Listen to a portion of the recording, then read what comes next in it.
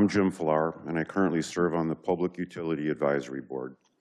The city says advisory boards are, quote, an integral part of citizen participation in local government and an important asset for proper growth, development, and long-term stability.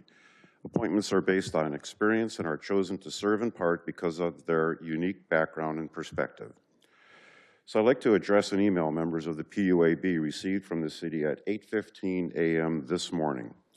That email came out of the blue and contained a laundry list of demands the city has of IMEA to move forward with the proposed contract renewal. My first question is, how are these demands developed? Not having given the courtesy of an explanation in the email, one can only guess they were demands provided by environmental activists to get buy-in. The same activists who show little concern for the financial burden their advocacy will place on the citizens of Naperville. This same group that demands public input into IMEA decision-making and upholds transparency as a guiding principle. Why weren't members of the PUAB with our backgrounds and experiences involved with crafting this list? Number one on the list are egregious new demands around MDR. Nest complains there's been no economic analysis around the IMEA decision. Where is the economic analysis of the new MDR demands?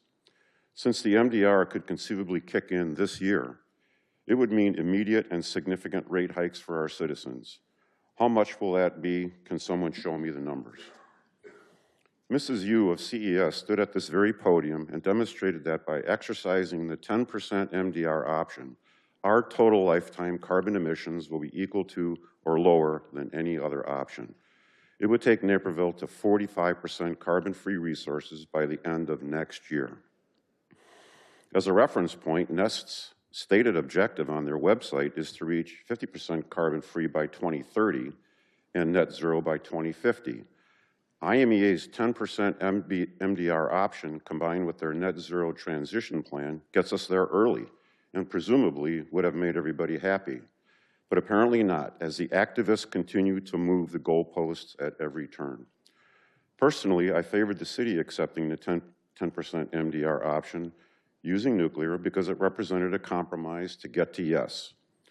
I encourage you to pass the motion that will be presented to you tonight with the caveat that these are not hard take it or leave it demands, but represent aspirational goals for the city. City staff should be given the flexibility to negotiate reasonable terms with IMEA and to the extent possible, if only to be true to the city's commitment to its advisory boards, the PUAB should be the city's primary go-to organization for citizen involvement in any final settlement. Thank you.